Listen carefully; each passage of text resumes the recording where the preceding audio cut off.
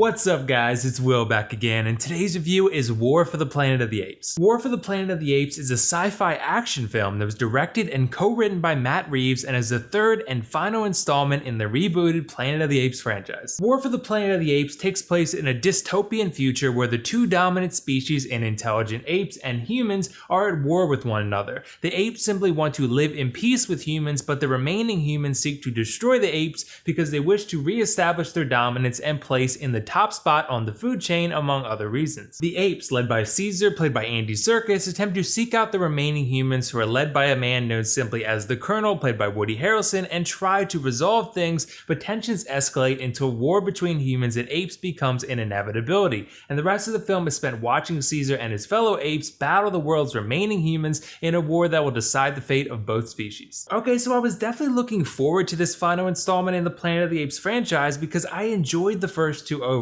They're not really films that I ever felt like I needed to watch more than once, but I never felt disappointed when watching them either. They're very well constructed films that entertain me, but not to the point where I was blown away and felt like I needed to rush out and buy another ticket to watch them again. War for the Planet of the Apes is probably my favorite one, and I believe the best installment in the franchise, but once again, I enjoyed myself. I can recognize that this is a very good movie, but I was just never blown away by the story. I was blown away from a technical perspective, which we'll get to in a bit, but not by the story itself. And I'm honestly still trying to figure out why I've never been able to fully immerse myself into this world. And I think a big reason for that is because I just can't invest myself too deeply in any of these characters besides Caesar. Honestly, I hardly ever remember any of the characters' names, apes or humans, and sometimes this limits the gut-wrenching scenes because I'm just not as invested in these characters as I should be. But I do want to reiterate that I still enjoyed this film overall. I think its story is one that resonated with me a little bit deeper than the previous films, and I think War for the Planet of the Apes story is the best of the three because it feels raw, it feels gritty, it feels brutal, and feels the most grounded of the three films. This is probably the most violent and explosive of the three movies too, which I thought lended itself really nicely to the dark themes that resonate throughout. From a technical perspective, War for the Planet of the Apes is stunning. I mean, not just the motion capture work, which definitely gives The Jungle Book a run for its money in terms of ultra realism,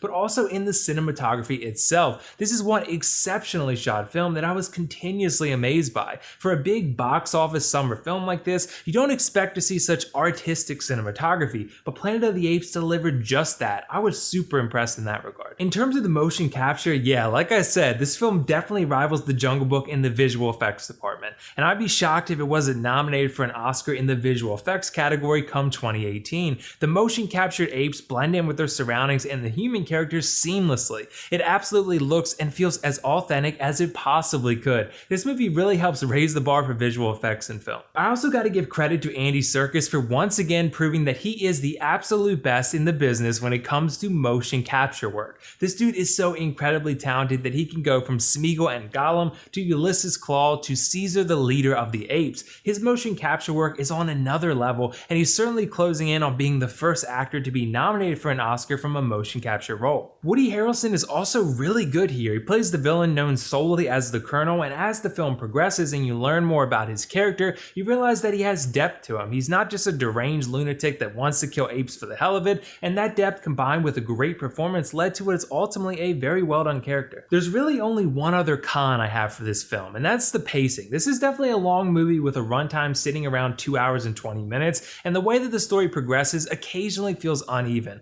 While there is a journey that takes place here, the way that it progresses doesn't always have a rhythm to it. It felt like there was either not enough recovery time or there was too much downtime that could have been cut down to keep the runtime down. I think you'll notice this when you watch the movie, but the lack of rhythm sort of prevents the story from finding its groove in the first half or so. The second half does a little bit better, but there still are some scenes that feel a little redundant. But overall, I enjoyed War for the Planet of the Apes, and I think it's the best installment in the rebooted franchise. I thought it had a brutal, gritty, and grounded story, some insanely good motion capture work, some stunning cinematography, and some very strong acting from its big two characters slash actors. Sadly, I also felt the other characters were a bit lacking, and the pacing lacked a solid rhythm much of the time. I'm still going to give War for the Planet of the Apes an 8 out of 10, and recommend you check this one out in theaters if you're looking for a darker action flick, and if you enjoyed the first two films, you enjoy this one too. So did you guys see War for the Planet of the Apes yet? What did you think of it? And if not, let me know why not. And also let me know your favorite film in the franchise and whether you think this should be the final reboot. That's how I feel, honestly. The more time that passes, the more I feel that this franchise franchise has had its time